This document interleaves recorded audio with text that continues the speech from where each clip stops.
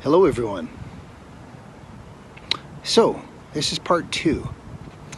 If you haven't watched the previous video, talking about the significance of the very name Jesus Christ in the first century, and specifically its relationship to Nietzsche's understanding of the word Christ, or Christian, Christ that is Christos, in the first century, and thus how that speaks to the message of his book, The Antichrist, or The Anti-Christian, I would recommend you go watch that before you watch the rest of this video. Now that I've established what I did in the previous video, so really quick summary, imagine ancient Rome, absolute obsession, gaining honor and avoiding shame. Imagine the whole world hell-bent on rising to heaven, rising to honor and glory. Imagine all of Rome saying, "Hail Caesar, Caesar is Lord, Caesar is in death, in ascendance to divinity." Imagine your Caesar rising to heaven, to glory, in what was called apotheosis.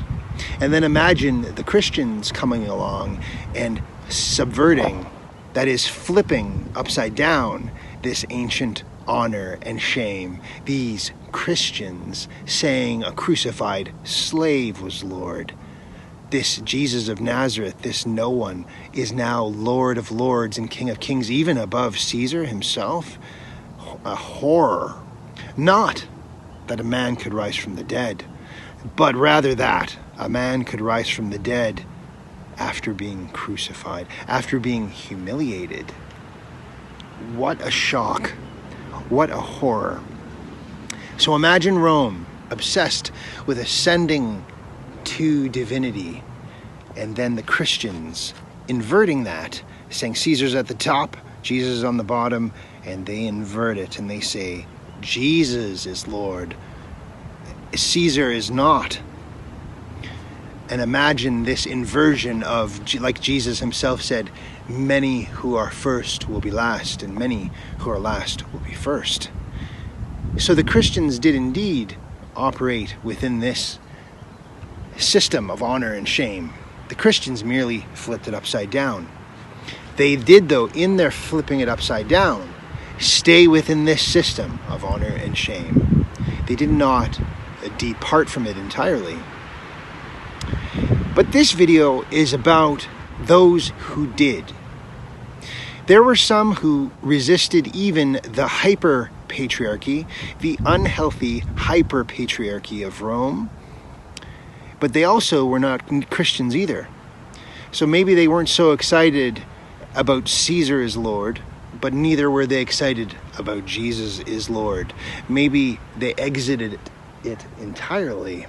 And so these strange people, these worshippers of this weird god called Dionysus, they would come out into the woods and they would have their rituals, they would have their revelries, they would have their sexual ecstasies out here with this god who comes mysteriously and then who disappears mysteriously. This god, unlike Caesar, who was not looking to ascend to the highest heights of divinity, or like this Jesus who was looking to invert such honor and shame, but this God who just came out of nowhere, who magically appeared and then disappeared. This very strange God. These women in particular, I think they were called the Bacchae, they would come out and they would worship this God in all manner of, from Rome's perspective, disgusting and indecent rituals. Madness. People would lose their minds. They would have crazy revelries, offering cult to this mysterious God who isn't even there all the time. He just comes and goes, and when he does, he fills people with madness. What the heck was that? These people would come out to the woods to find this God. And when this God would arrive, if they were successful in bringing him into actual space and time where you were, well, he could lift you to the highest heights, but he could also make you go mad. These women, but also men, out here in the woods, there was no honor and shame. out here in the woods, there also was no male or female. There was an honorless and a shameless, ecstatic experience with the absolute here and now, the absolute moment, this dangerous fire in this absolute moment. People would come out to these woods and experience this. They would feel liberated, like they never had been before. All their shackles that they had known in Rome were thrown off. And even after the Christians took over society and dominated, even their ethos, you could throw off the Christian ethos out here in the woods, where you would encounter this god Dionysus who comes, who drives you mad, who fills you with ecstasy and revelry and glorious sexual tension that was used as a stepping stone to the gods, to higher than the gods, to beyond the gods. Well, this was beautiful, this was wonderful, and this was also, though, dark, and this was dangerous. For when these worshippers would come down from their ecstasy, they would often go mad. They would do horrible things, these worshippers of this God who comes, this trickster God, this God not so concerned with being the greatest or avoiding being the worst. This God could fill you with wonder, joy, love, happiness, and then afterwards could fill you with rage, anger. You could find yourself ripping apart animals in the woods, biting their heads off. The things that people could do to each other in the woods could be terrible, could be crazy. This God could drive you mad. And so on one hand, to come out here to experience Dionysus in the woods was extremely liberating and beautiful and wonderful, and also dangerous. For many years now, I have been a big fan of a certain genre of music that I've always had an ambivalence about. For in my religious background and upbringing, it wasn't necessarily condemned, but it wasn't really celebrated either.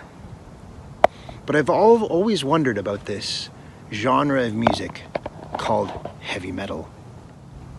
It is not an unreasonable suggestion, I would say, to say that Elvis Presley himself was in touch with this God that drove the world mad, that made women scream. He was in touch with that God, indeed, in a way that he himself didn't know, didn't understand. But not just him and his genre, but also the heavy metal genre. When one is in the mosh pit of a heavy metal show, one throws away inhibition. One throws away all pretense, all ego. One encounters the fierce, the mysterious, the joyful God. One goes mad in that moment, and indeed in the mosh pit, on the stage, in a small group or a large group, in a heavy metal concert or a small heavy metal show, people lose their minds, and if it's done right, people might encounter this God in this context. But unlike with the worshippers of Dionysus in the 1st century, unlike them, the one who encounters this Dionysus, this revelry God, this ecstasy, in the mosh pit, no animals are harmed. Yes, unlike in ancient times where these worshippers would try to escape the hyper-patriarchy of Rome and escape out into the woods and rip animals apart, so much to the point that animals would start disappearing in large quantities. Those who encounter Dionysus in the mosh pit, they encounter also this rage, this anger after the ecstasy. But in the heavy metal mosh pit, the rage is transmuted.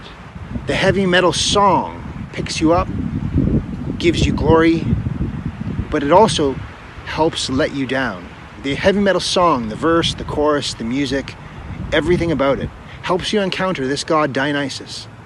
But it also helps put you back down on the ground, where you've given expression to your rage in a beautiful and healthy way, and thus no animal was hurt. In the same way that at a good heavy metal show, if you fall down in the mosh pit, your brother comes along and picks you up. So also, the heavy metal concert is a beautiful Dionysian ecstasy that transmutes all of your rage. It glorifies it, but transmutes it and lets you down onto the ground carefully, where you feel no need afterwards to bite the head off of the animal.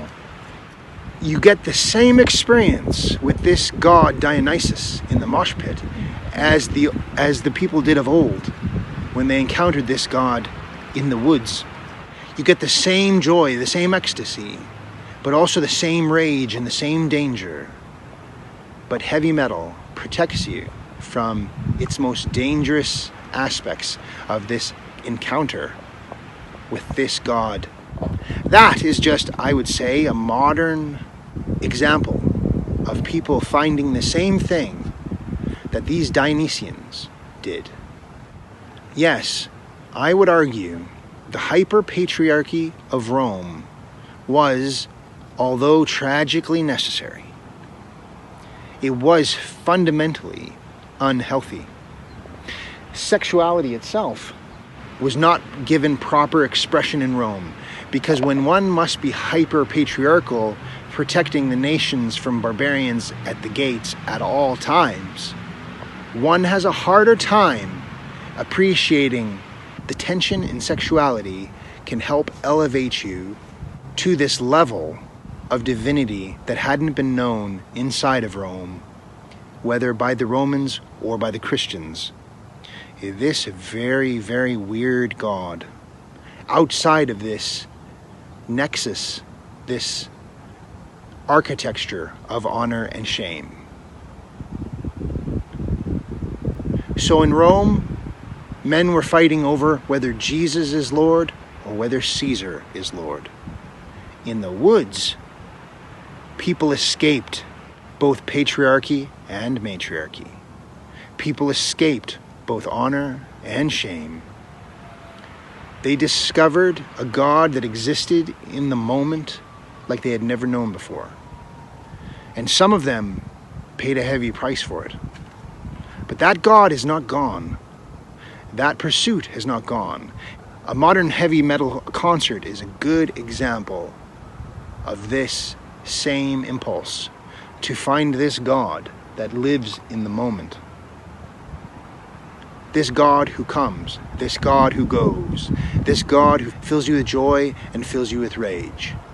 This God that demands you experience the full gamut of human emotions, that does not condemn any part of it, but rather as he comes and as he goes, unlike Caesar and unlike the Nazarene, now called Lord, this God, when he comes, when he goes, he winks at you. He does not demand your shame or your honor. He demands your encounter with the violent and the terrible now, but also the beautiful and the wonderful now. Even still, I think this God is very real and always around for those who can take the moment to look for him. Maybe you'll need a ritual. Maybe you'll need a sexual ecstasy with lots of sexual tension. If you can hold off the sexual climax, for you need the sexual tension to take you up high. Or you may find him in a properly done heavy metal show, a heavy metal song. But he is still here. He is all around. While men seek dominance over each other, even still to this day, this God is still to be found. He is still in the woods. Thank you for listening.